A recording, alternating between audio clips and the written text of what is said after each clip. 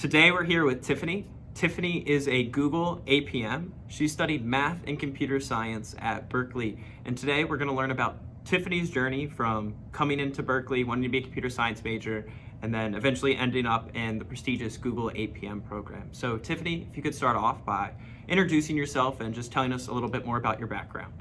Yeah. So as Philip said, my name's Tiffany. I studied computer science at Berkeley, also studied math, and my background is that when I first started at Berkeley, I wasn't 100% that I was going to do computer science, but I started out in the intro program, and an experience that every Berkeley CS student has is that our program is heavily impacted. There's a ton of students who want to do it. Like our intro course is over 1,000 people. And at least for me, that led to a lot of struggle my freshman year, because when you're in a sea of students, when there's so many of you, and a lot of the other students had much more CS background than I did. I had a little bit from high school, but definitely I had never really written Python scripts before in my free time, or made a mobile app, or done a lot of stuff that I felt like my peers had. And yeah, it was really, really hard. And then my second semester, I guess concisely, what really got me interested in CS education and everything was that I had a TA who super inspired me.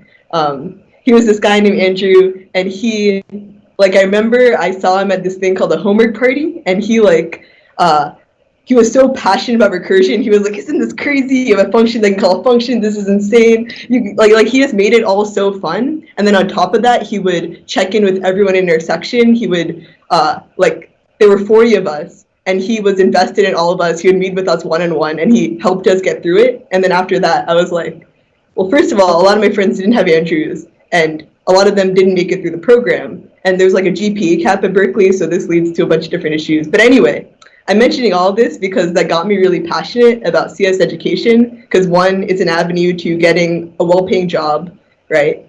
And so the fact that a lot of people don't get to do it leads to a lot of inequity. And then two, you can leverage CS to build tools to make CS education easier. So you know all of that. So I started looking into our Berkeley courses have a lot of software to scale up, like checking for cheating, submission, projects that 1,000 students can complete without it being insane. You know what I mean? Yeah, all that. So that was my avenue, was starting to develop software just for the course and getting involved in course staff and stuff. And then after that, I just saw that computer science could also be used for a lot of other stuff. So I started volunteering at this nonprofit called Narika. So they're like a domestic violence hotline for South Asian women. So women who immigrate here, and if they're in a domestic violence situation, essentially, they can call this hotline, and we have operators who speak their language. I speak Malayalam a little bit. And so we interface with them and connect them with other resources in the Bay Area that they wouldn't otherwise know about because they're all in English. So the reason I bring it up is because they had a pretty poor website infrastructure. It was all written in PHP, and there was a lot of stuff that could have been automated that wasn't right now, especially on the legal end, because we do a lot of paperwork processing. So that was another thing where I learned that if you have a great computer science background, pretty much anything you're passionate about, especially in the nonprofit sector, you can make a big impact, because there's not a lot of people going there. So for me, that was another big thing that made me really want to do CS. And then there was other small stuff. I started volunteering at this thing called Bit by Bit. It's in San Leandro. We would go basically run an after-school program at these apartment complexes that are low income, and then teach them how to make computer games, and have them make a drawing and then build it in VR. And they'd be like, wow, I want to do CS too. Anyway, yeah, I guess that's my background in CS. And then what led me to the APM program, it's a long story. I don't know. But I mean, really quick, just to recap, you seem like a very mission-driven person. You're not that typical, necessarily type A person where it's I'm going to do this, this, and this, and this. Very in terms of that, but I think that story just seems very similar to a lot of other people in tech, where it's like you really just like making impact and doing the things you enjoy, and then one thing leads to another, and you ended up at a larger tech company.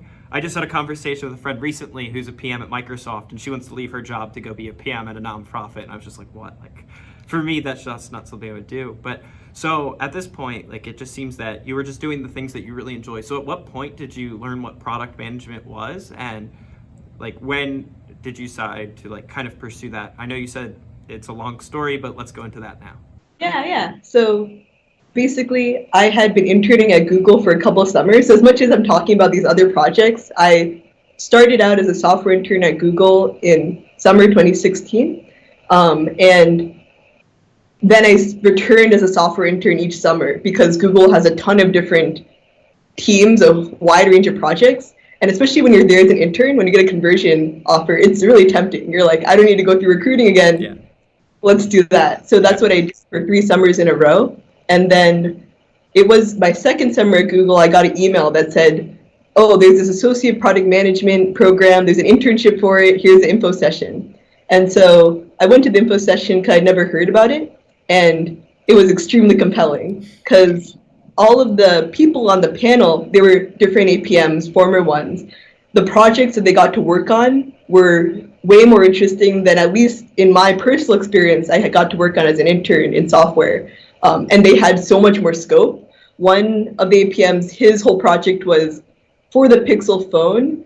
He was one who implemented smart connection to Wi-Fi. So even if you turn off your Wi-Fi, you can figure out, okay, there's a free Wi-Fi connection, that is safe, we're going to connect you now. Also doing that in a battery efficient way. It was, pretty nuanced what he implemented and what he designed, and it's affecting millions upon millions of people, right? I was like, this is crazy. Why are they trusting these new grads to this extent, right? And there were other projects along those lines where the amount of design decisions they were involved in and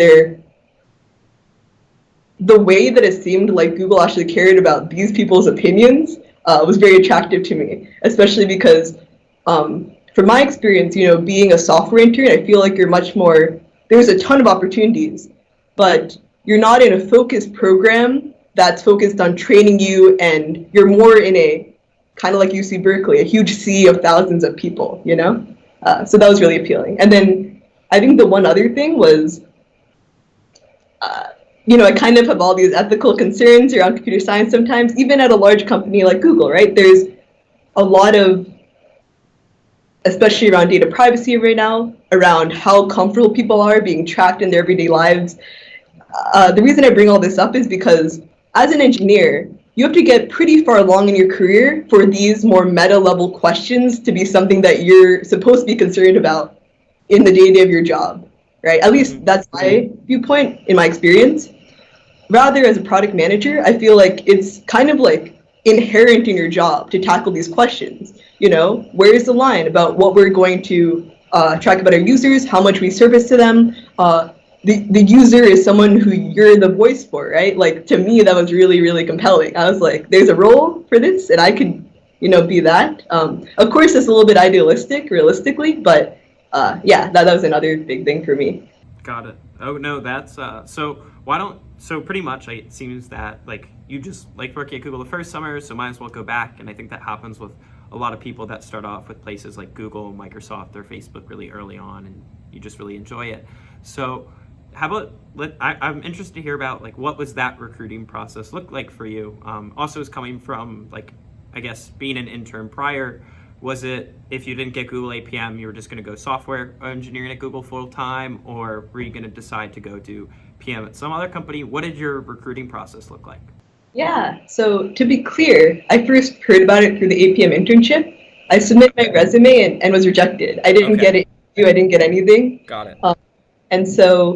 And the reason for that, at least based on, I spoke with a bunch of people after I got rejected, and they said it was because my resume was entirely technical. I didn't include any of my volunteering experience. I didn't talk about my leadership in teaching, or I didn't talk about anything. All I had were personal projects in tech and then my software internships. And they said that, for a product manager, this isn't the only thing we're looking at. In fact, you look like every single other Google intern, right? So then I had to, second time around, the following summer, I applied for the full-time position, and then I revamped my resume. tried to really highlight myself more holistically and paint that picture.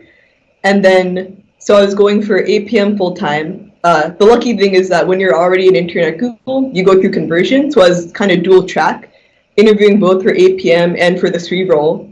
And then I also interviewed at Credit Karma. That was the other place that I was weighing an offer for a software engineering position. So Google's the only place that I applied for a PM role, and then everything else was software. So Credit Karma, I also considered going full-time at NARCA, the domestic violence hotline I mentioned. And then I was in the pipeline at Piazza, which is like the area that I like the CS education stuff, and they are really aggressive about their Piazza careers, recruiting. And then I think it might have been Yelp, and Apple, that I was really early in the pipeline. Like by the time I got even an interview, I was already in the last steps of the other 2, so I didn't get very far for those. But yeah, so now that like you figured out that you wanted to do APM after you heard about the program, and really quick, going back to the resume thing, completely agree with you. I mean, I had 2 separate resumes, I had different resumes for different companies I was applying to. I'd make my ones to like the ones that required computer science look a bit more technical than my ones that didn't require a computer science degree. But so why did you end up only applying to one APM program if that's what you were interested in? Yeah, I think it's because I felt like I didn't have enough experience. This was kind of a moonshot for me. I was like, I'm already at Google. I just check this box and like do a thing. I really wanted it, but I didn't know if I was qualified. I had no PM experience. I never been even a PM on like a school project. I just thought that what I was qualified for was software roles, and so that's what I was applying for. So I if I was going to do, just because recruiting is really the amount of time you're putting into it, and since I felt like I'm probably going to be rejected for PM roles, I wasn't like sending out a lot of. Got it. Oh wow. All right, so can you talk about a little bit about that APM recruiting process specifically for Google? Because I know a lot of kids, it's difficult to kind of prep for PM and software engineering at the same time because there's such different interviews. So why do you think you were able to succeed in Google's APM's interview, and what did it look like preparing for that and actually going through it? Yeah, so I went through Cracking the PM, that book, I think is extremely good. I think it really, really prepared me for the interviews. So that's the one by Gail. And then I think I've seen you mention in other videos, but mock interviews were so important.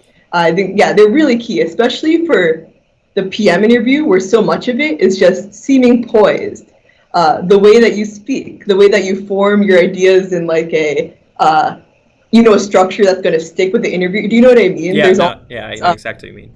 For interpersonal skills that you develop that you're not going to get if you type out your answer, right? Yeah, so luckily a lot of my friends were interviewing for their medical school applications at the same time. So like I gave them a list, like these are all the questions from Glassdoor for the APM program, give me your medical school list, and then we would just switch off like a couple times a week. We would do that until, and then it would slowly improve. I did estimation questions, I think was so important to do as a mock, and to practice the whiteboard, because I've seen a lot of people who do mocks for estimation questions where maybe they're pretty good at breaking it down, but the whiteboard is a complete distracting mess, because unless you plan it out pretty carefully, it's hard for it to look organized, because at the end of the day, estimation questions are like this, they're something where they don't expect you to get an answer. It's really hard to do it in an organized way sometimes, and so like if you can do that well, using a visual, it's super impressive. So anyway, that was another big thing I did while practicing, was actually using a whiteboard for questions where it's relevant. Another big thing that I think is emphasized by Google, maybe more so than other companies, is monetization and metrics. So that means, for example, how would you monetize G Suite? How would you monetize Google Maps? Right? We have all these products that aren't monetized, that are widely successful, they have a huge amount of scale, and then flipping that switch it's a very nuanced question, right? Because you don't want to get users turned off, but you also want to someday leverage the users for, profit or some other gain for the company. So those 10 questions I think are sometimes unique to Google, and I practice a lot of those as well, because I saw them on Glassdoor. Another thing I mentioned around metrics is because our products often have so much scale, there's a big emphasis on what are the appropriate metrics to measure to really determine success. And I think some people de-emphasize this because it seems trivial. Oh, how many users do I have? Monthly active users. What do they click on, right? It's actually pretty nuanced. You have metrics around, for example, here's just one example of this. On Google search, it's not just about daily active users. It's also about our user intents. Are they coming to us for both fashion and news and maybe their commercial queries? You know what I mean? So okay, how do I measure that? All the different journeys, and then how much they trust us. It gets really, there's so many facets. And so that is another thing that I think Google will delve into maybe more than other companies in the interviews. And then there's all the typical stuff around like product design. And one other thing I'll mention around product design is that I think there's also an emphasis. The reason that Google really emphasized having a technical background is because if you're going to propose a technical solution, like using machine learning in your mobile application, right, or bringing in cryptocurrency for whatever reason, you better know the technical implications of that, how difficult it would be to implement, right? They really try to get a sense of whether you understand the nuances of any technical solution you propose and how difficult they would be to implement, because hopefully you have some like software experience. Yeah. A lot of people's concerns are like that technical interview. I know even my friends with computer science degrees and had returning software engineering jobs were still worried about like the technical interview of PM roles. So do you think Google really asked like a lot of very deep technical questions, and what did that portion of the interviews look like? Yeah, so I don't know how much of this maps to everyone's experience. Because they had the previous technical internships, my recruiter told me that they were largely using that to assess my technical ability, right? Because I have this code and I have these projects. But I also had 2 phone interviews that were just entirely the standard software interviews. So they focused on just the standard stuff you see in the cracking the coding interview, like algorithms questions, here's a sequence, figure out if it converges, what does it converge to, that kind of thing. So they were very standard. I would say that it was very standard software engineering interview. There was nothing special about those technical interviews for the PM. Yeah, it was like entry level. Yeah. Okay. No, that makes complete sense. I think the estimation questions is also interesting because I'm pretty sure Google's the only one that really asked those. I didn't get them through any other questions, but I agree with you what you said earlier. It's just estimation questions are really about, they're not super hard, but you need to know how to do them. And if you don't know how to do them, they can become very difficult. So now that you went through the whole Google APM recruiting process, you got your offer, were you considering anything else, or was it just like, I'm going to do Google APM, this is my number one choice, this is where I want to be?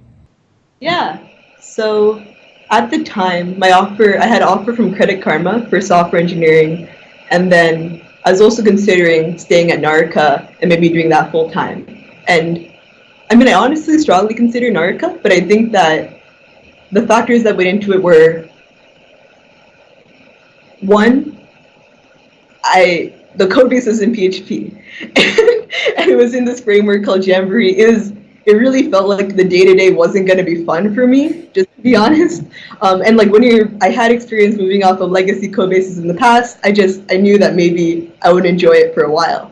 And then the second thing was that there wasn't a super mature engineering team. And I knew that early on in my career, I want to be somewhere where there's plenty of people above me to mentor me. I just didn't get the sense that would be the case there. And then at Credit Karma, I also was really considering that as well. The compensation was better. Another thing I really liked about Credit Karma was that their monetization model is really in line with the users. So like, there's all this nuance into this, but essentially it really seems like what makes the company money is also directly in line what helps the personal finance customers that they have, and I really liked that. And I really liked the founder's vision. Kenneth Lin, he he just seems to really care about giving people more understanding of their finances and making this something that everyone can access. I was like, man, really sold on this vision. But I think the thing that Google had above the other ones was that, like, you're in this 40-person program that Google has, there's a lot of evidence that they strongly invest in it. That was very compelling to me. And then another part of it was just the community. I knew that coming out of college, at least for me, I'm someone who, it's really important to have some friend group, have this support group. And if I don't have that built in, I'm someone who might just go to work every day, not really meet up with people, and like slowly become a lonely soul. And so I'm being serious though. Like, I think having that community of people who were all doing this hard thing together and everyone I met in the APM program before that was very interesting. I was like, I really want to be a part of this. And this network also seems useful. So that was a big thing too. And I think one other large thing was, like, I think you have the opportunity to work at a large company early on in your career. It's a really, really big benefit. One, of course, because the doors it opens, but two, because you get to learn how a well-functioning, well-oiled company works, right? If you go to a startup, and this is my experience because I worked at smaller places in the past, it's hard to identify all the things that are going wrong and could easily be fixed if you've never been somewhere that works really well. And I thought that being a PM at Google and getting to really see how decisions are made, like, that would be an invaluable learning experience, you know? Like, that might be even better than business school for some people. So yeah, that was a big thing for me. Okay, so now that you've spent a few months in the Google APM program, can you talk a little bit about your experience being an APM at Google? Yeah. I think that, so to be clear, since I just started in August, I'm still pretty early on. There's like 3 things that have really stood out to me so far. So one of them is how difficult it is to really define like your path and what's important to get done, at least in my experience. We have these things called fireside chats with VPs who tell you all about, like, what makes the best PM, what their advice is, you know, how they got to where they are. And we go to these workshops and these orientations. This was early on, where you learn so much about what makes a great PM. And I think for me, that was a bit overwhelming at first. Because you'll hear, oh, it's about being a great communicator. It's about building the best relationships, like meet with everyone you can meet, you know, have all these coffees, also make PRDs, and also be innovative and have like new ideas and a unique perspective. For me, trying to do all of those things at once was so, you know, first of all, it's hard to measure whether I'm doing any of them well. 2, my team, I think we have 6 PMs total. All the other PMs are more veteran to me, and I definitely felt like I was measuring myself against them, and so for me that was, you know, I'm always going to fall short in some way. So I was just getting really self-critical. And so I bring all this up because and then on top of that, I had like a personal emergency come up, and like all this together, and mostly because of the emergency, I had to take 2 weeks off from work. So I went to my manager, and the reason I bring this up is because I was so astonished by how understanding she was. So I have a manager who I don't see as often because he's an L7, he's very, very busy. Now he's on paternity leave, and I have my dotted line. And both of them were so understanding. They let me take the 2 weeks off, and then when I came back, I think that's when I really started to try to get things off the ground and actually started launching things. And I think what helped was, one, I realized, like, I reflected even aside from the stuff that happened. I reflected on, okay, why do I feel so overwhelmed right now? And I realized it's because of everything I just mentioned. And I was like, okay, how about I'm going to pick, well, one, I'm going to ask my manager directly what she thinks is important for me to be doing, because she's the one source of truth right now that hopefully will matter more than all of this other noise.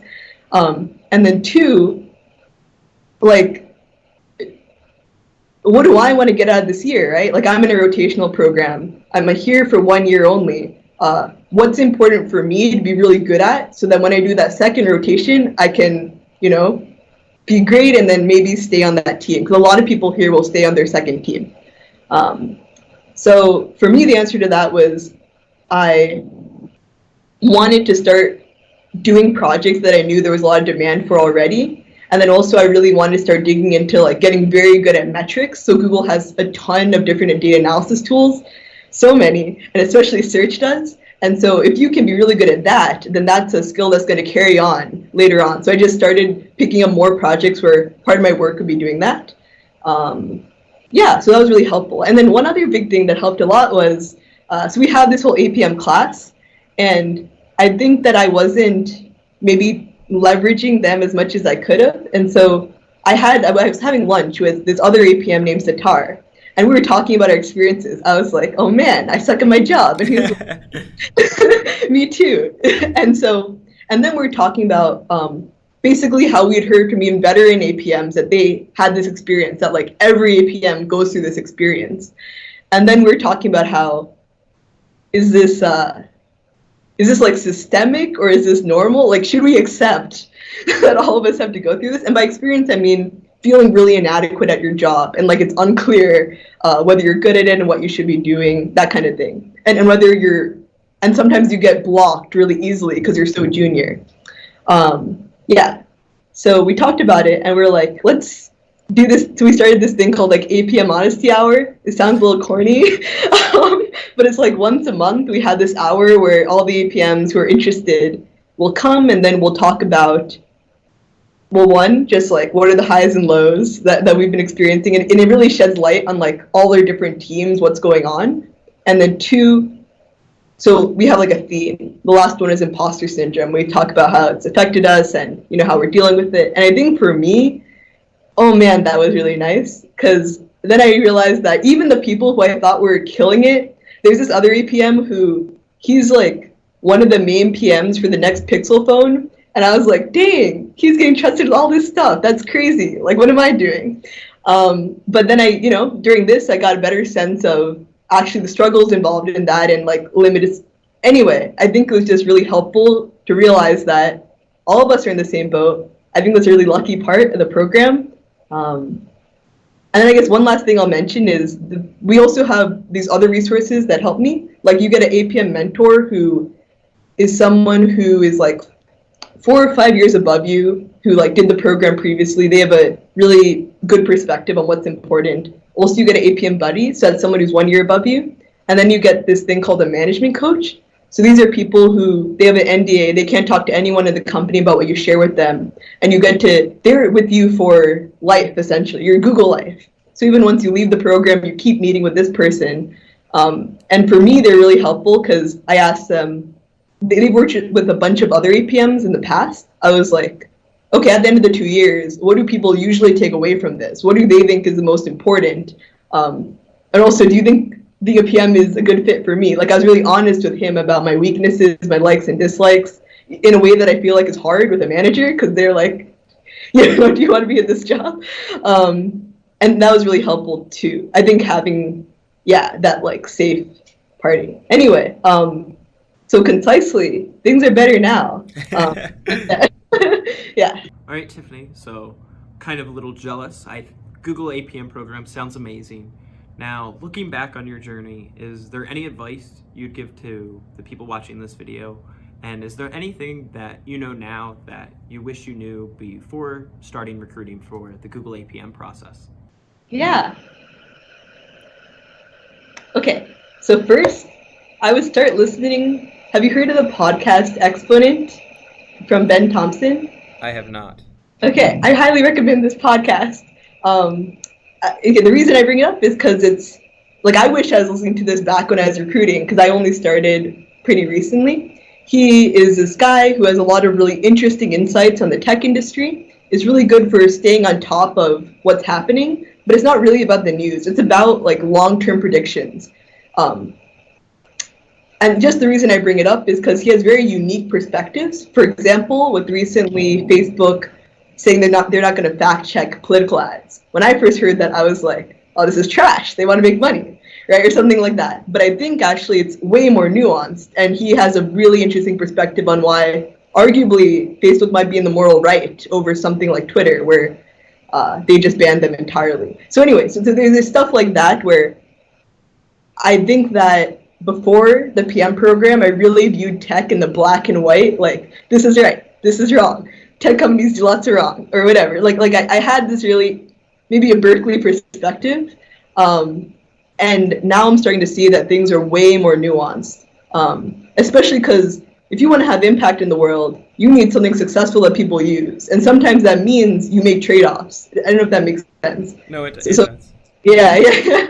And so now, oh man, I'm like this hardened corporate. How did this happen so quickly? But yeah, that's one big thing. I think like listening to that and just, getting a wider range of perspectives in tech has been helpful. And then another thing I'll say is that, and this is not really in terms of recruiting, but just in general, being a PM, I think there's this book by Celeste Headley called We Need to Talk. The reason I bring it up is because it talks about having meaningful conversations. And I think as a PM, that's actually way more central than I thought it was. Because as a PM, one of your biggest assets is your unique perspective, right? That you're not just the same as everyone else who works in tech in the Bay Area. That you don't just go to the same places, talk to the same people, think about the same things. At least that's what I think. Because if that is the case, you're going to make the same mistakes that a lot of other people are making, when it comes to product decisions too. And so the reason I brought up the book is because I read it and it made me realize that like there are so many opportunities in my day-to-day life to just have more real conversations with people where you get to learn so much. Like even the security guards on campus here, a lot of them are ex-military. I didn't even know that until we started talking and like talking about how they deal with being bored or how they avoid being bored while standing outside for 8 hours for the whole day. There's a lot of these guards around Googleplex, or like my Uber drivers who, when I take Uber and stuff, like they also have a lot of perspectives that I wouldn't get in my day-to-day. And this sounds kind of preachy, but like the reason I mention it is because like I think that valuing those perspectives and continuing to and like seeking out people who disagree with you or who just have different experiences, if you can really listen and internalize that and think about how it relates to your work, it makes you much more valuable than people who aren't doing that, I think. No, I think a lot of that advice is incredibly important, just being able to talk to different people. And it's a lot of, I think, what makes you successful in a lot of the PM recruiting process is being able to pull things that necessarily, if you do the same thing as everyone else, you're going to get the result as everyone else. And I think that's where you really stand out, is you have that incredibly unique perspective that's just very mission driven. And I just want to say thank you very much for taking the time to talk with me, Tiffany. I think this is going to be super helpful to a lot of people, and I really enjoyed hearing about how you have a unique story compared to, I think, a lot of other people. Cool. Yeah. All right. Thanks.